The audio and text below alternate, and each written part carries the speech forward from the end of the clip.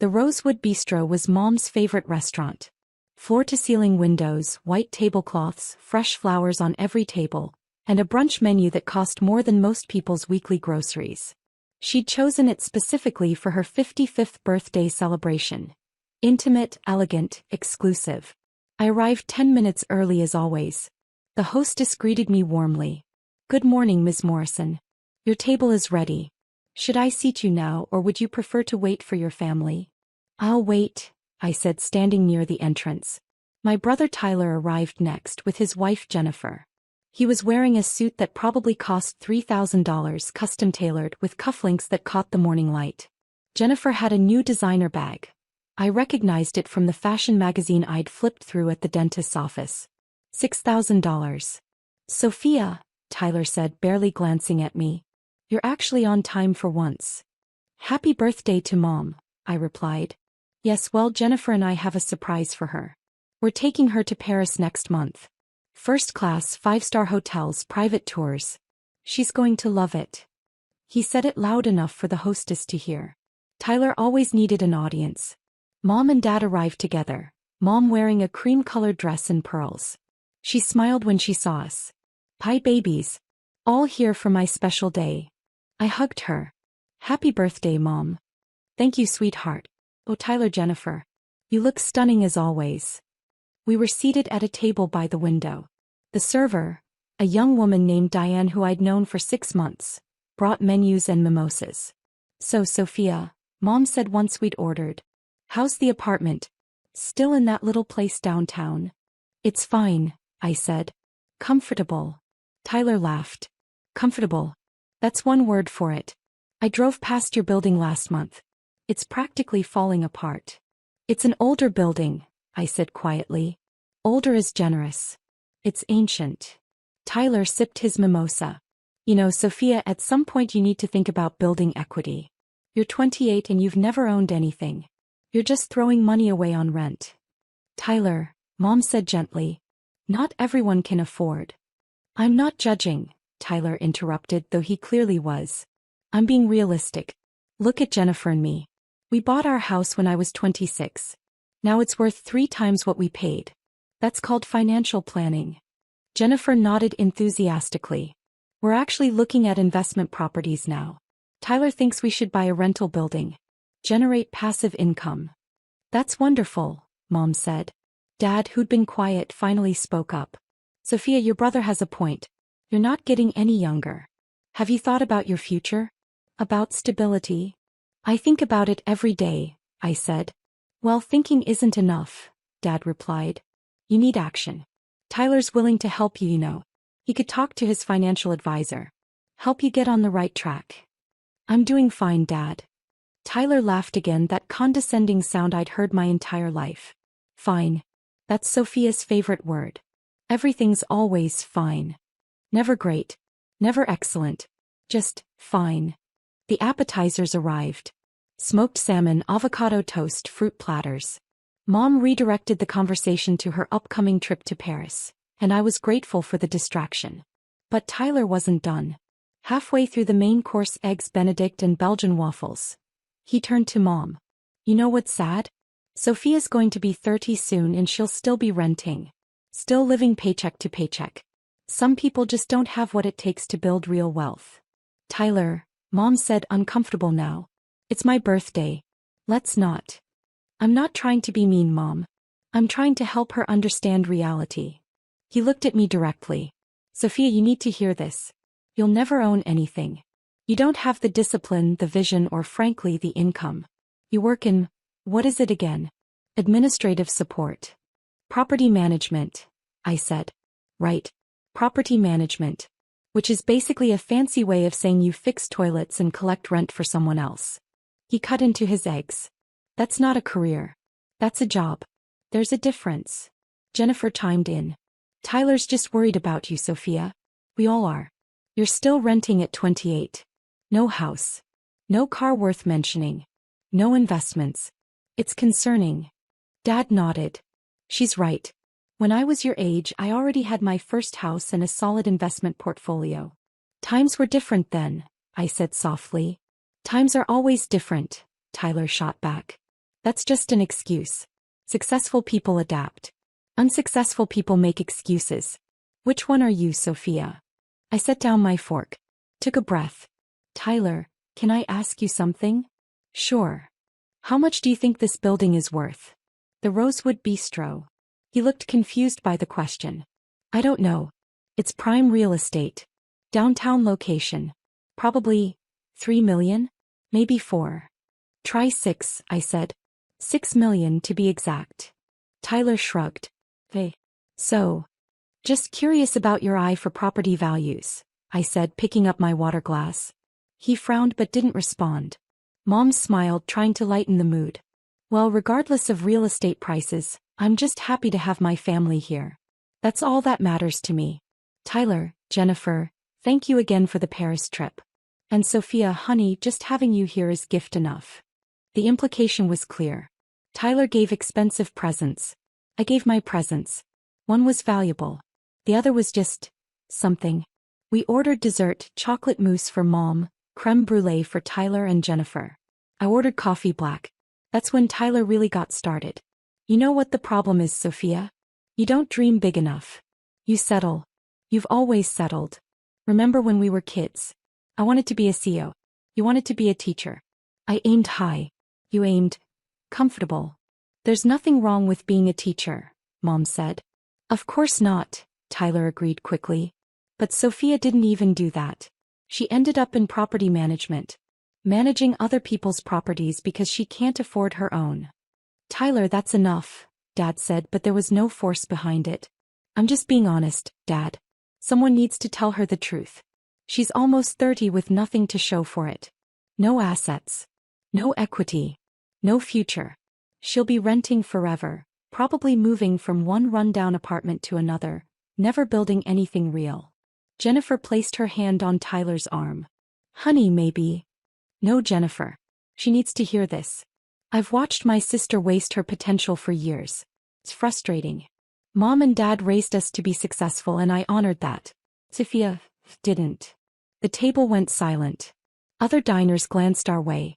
Mom looked mortified. Dad studied his dessert plate. Jennifer suddenly found her phone very interesting. I felt that familiar sensation. The heat in my chest, the tightness in my throat. The feeling of being small, being less than, being the disappointing daughter. But this time something was different. This time I'd planned ahead. I caught Diane's eye across the restaurant. She nodded and disappeared into the back office. You're right, Tyler, I said calmly. I don't own a house like you do. I don't drive a luxury car. I don't wear expensive suits. Exactly, Tyler said, satisfied. I'm glad you're finally. I own 6 buildings, I continued. He stopped mid-sentence. What? 6 commercial properties in this city. 3 apartment complexes, 2 mixed-use buildings and 1 restaurant.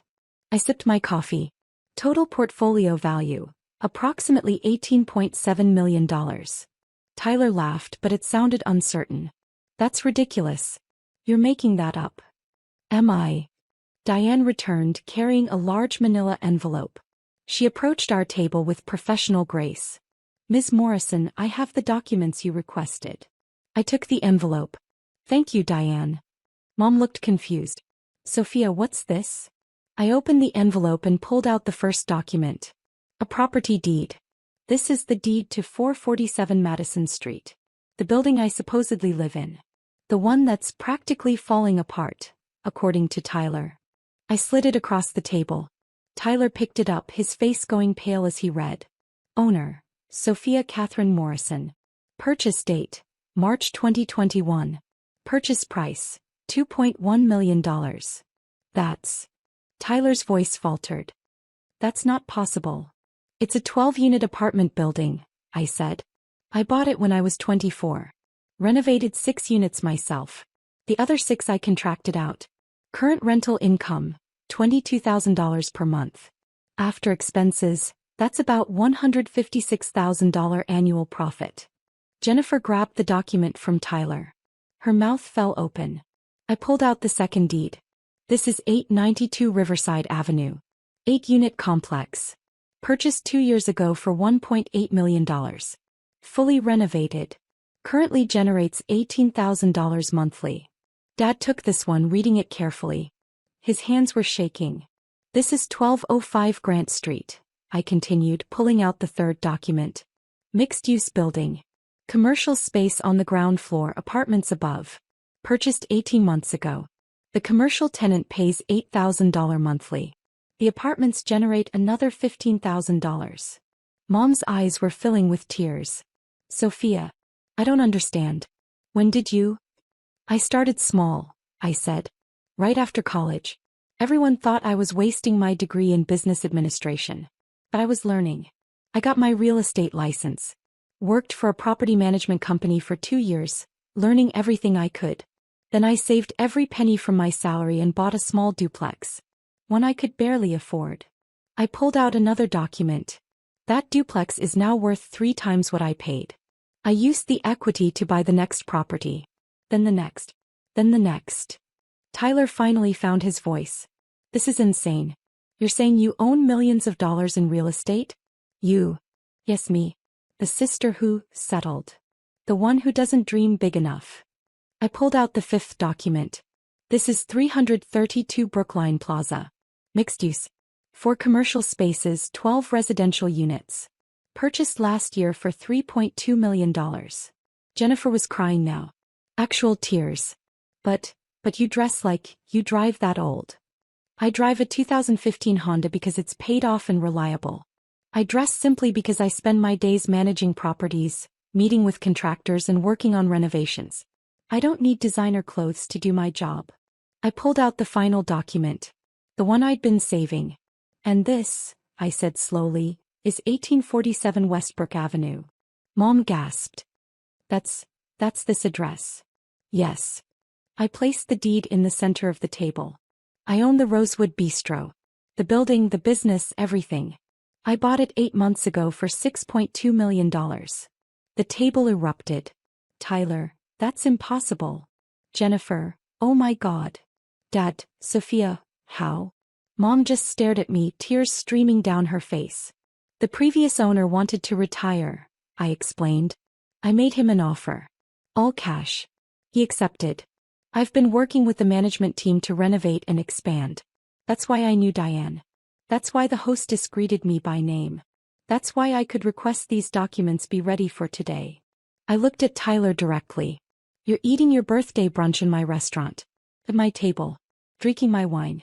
Celebrating in my building. And you've spent the last hour telling me I'll never own anything. Tyler's face had gone from pale to red. Why didn't you tell us? I tried, I said quietly. 3 years ago I invited you all to dinner to share my success. Tyler, you canceled because you had a golf game. Mom, you said you were too busy with your charity committee. Dad, you forgot entirely. So I stopped trying. But why keep it secret? Mom asked. Why let us think you were struggling? I wasn't keeping it secret. I just stopped talking about it because none of you ever asked. Every conversation was about Tyler's achievements, Tyler's house, Tyler's success. There was never room for mine. I gathered the documents and put them back in the envelope. For the record, my portfolio is worth $18.7 million. After mortgages and expenses, my net worth is approximately $7.3 million. I employ 14 people directly and my properties house over 90 families. I've created something real, something sustainable, something I'm proud of. Dad's voice was barely a whisper. We had no idea. No, you didn't. Because you never looked. I stood up. Diane will bring the bill. Don't worry about it. It's on the house. Happy birthday, Mom. I hope you enjoy Paris. Sophia, wait, Mom said, reaching for my hand.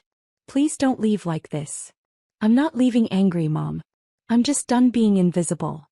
I pulled my hand back gently. You raised 2 successful children. You just only celebrated one of them. Tyler finally spoke, his voice hoarse. I didn't know. I swear I didn't know.